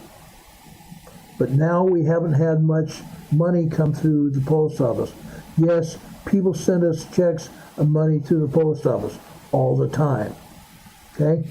If you send us a letter, talk to us about what you like to do. Talk to us about your preparedness efforts, what you're doing to prepare for emergencies and disasters. And if you want to send us some money, wrap it in that letter. Don't keep it out where they can look through the envelope to try to find out what's in it. Wrap it in that letter and send it to us. It happens all the time. You can also send us a card. I love cards and letters. I absolutely love cards and letters.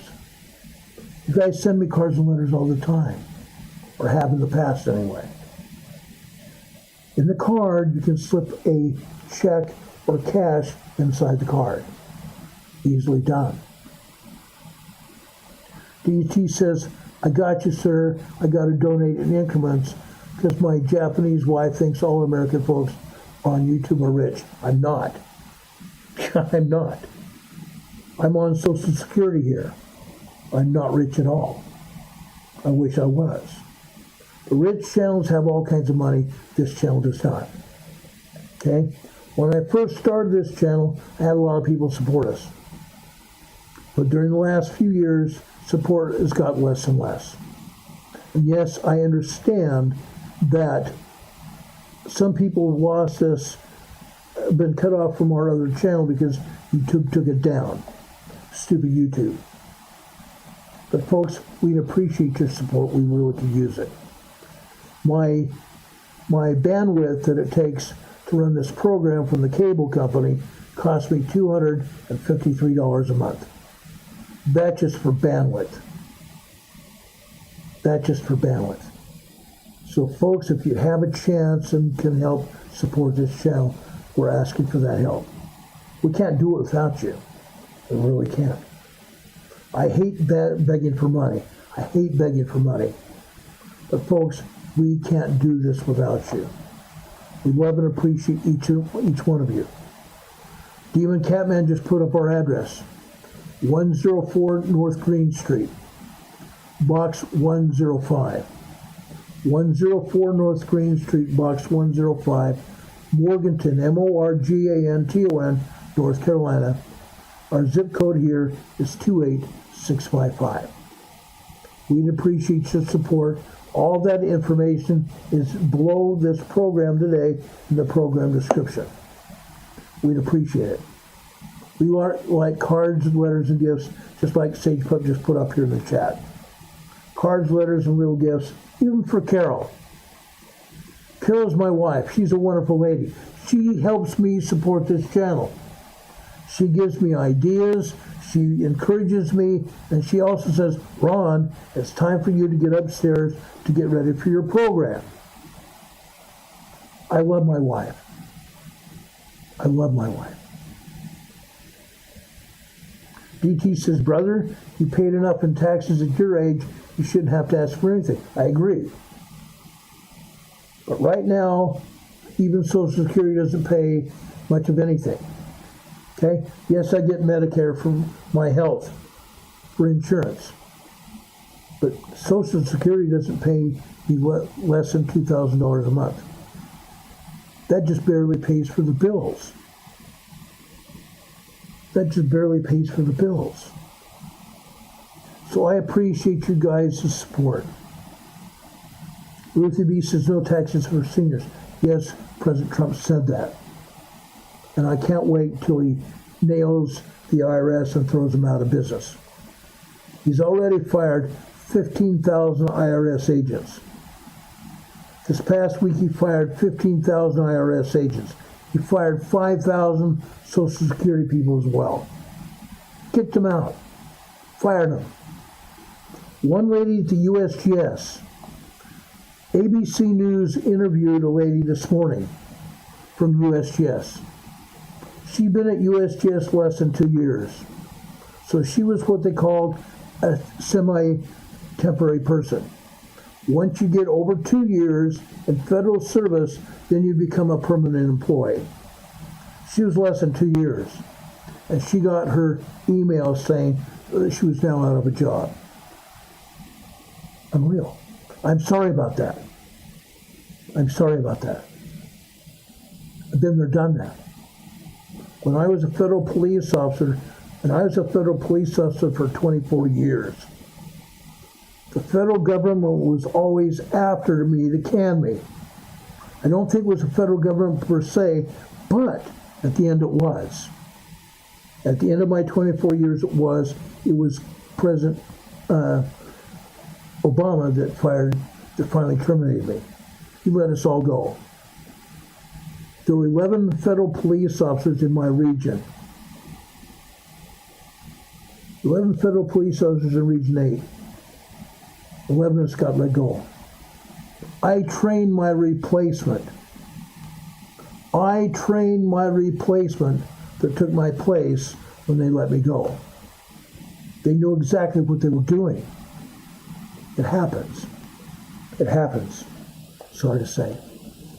Anyway, guys, before I let you go, one of my friends, Dominic from Puerto Rico, led me to the scripture that I want to share with you. This scripture, I do a devotional here at the end of my programs. Yes, I am a Christian man. DT says they think we are divided, but most Americans love other Americans. We are. We do. He says, I'm a black dude from Detroit. I don't see you as a white guy. You're putting content I'm interested in, so I'll support. DT, I don't see black either. You're a man. You're a man. That's all I know. I don't care whether you're black, blue, or purple, or anybody else. I don't see color. I see people that deserve a chance.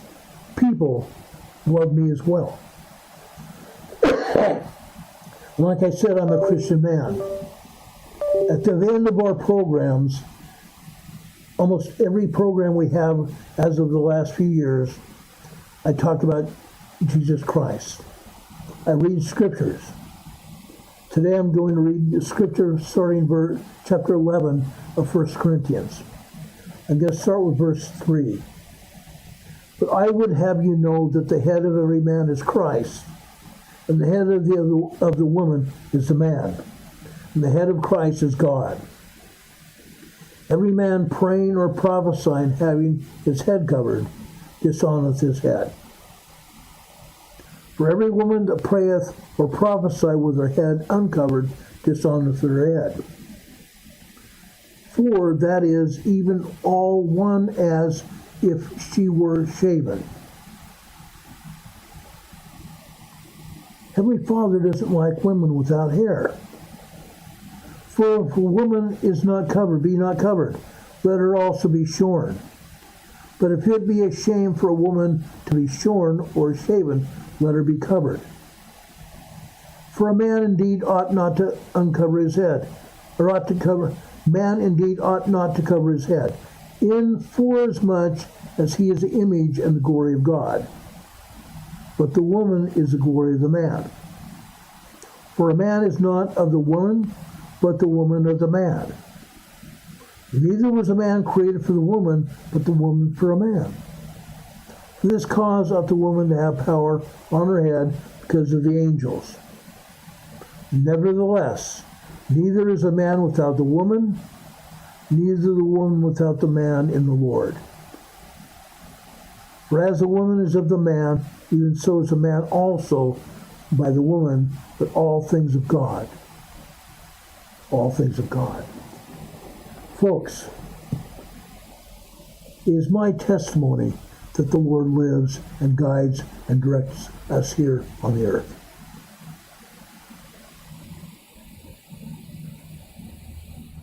DT says not to be rude, but I need a reading.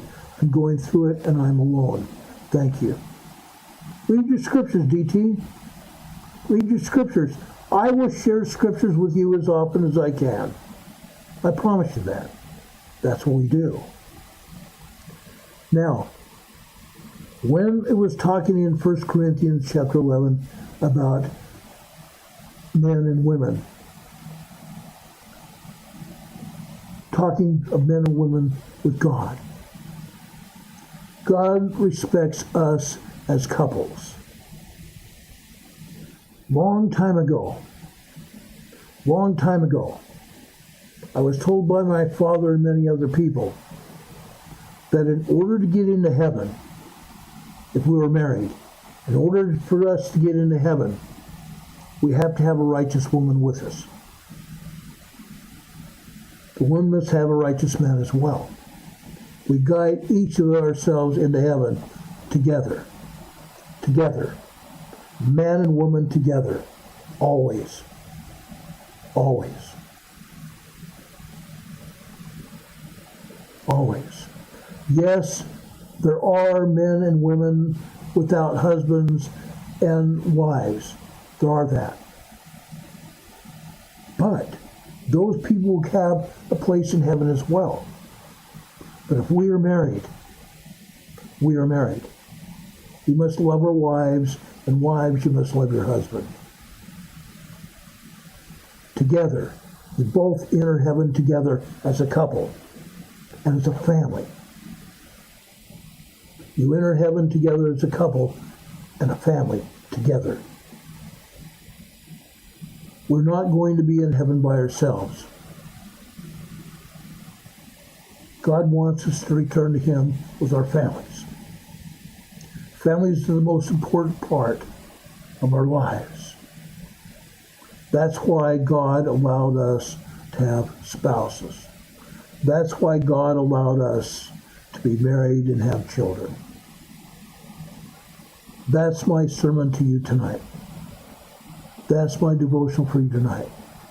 I thank my buddy Dominic Rivera from Puerto Rico for that. Dominic, thank you very much if you're listening. He may be calling me after I get off the air. Folks, I love each and every one of you. That's why we come on the air, to give you information that you can use to save yourselves and your families. It's called emergency preparedness. Emergency preparedness, guys. I'm here Monday through Friday, usually come on the air between 6 and 7 p.m. Monday through Friday. Today it was almost 7 o'clock before I got on the air. Had some issues trying to get on the air tonight. I try to make it on the air closer to 6 o'clock. We are on the air Monday through Friday. On Saturdays, we usually take it off unless something happens, like what happened this past Saturday. More seismic energy up in the Pacific Northwest. Yes, we are going to get hit with a megathrust earthquake in the Pacific Northwest. It's going to be felt all the way down to northern Mexico, all the way down the fault from Washington State, all the way down into northern Mexico, and all the way across the United States. It's going to happen. It's going to happen. I believe it's going to happen fairly soon. I ask God to bless you. If anything else is going to happen tonight, we will be back on the air to tell you about it as soon as the information becomes available. Thank you all for being here tonight. May God bless you. May God be with you until we meet again. We'll see you on the other side. Good night, everybody.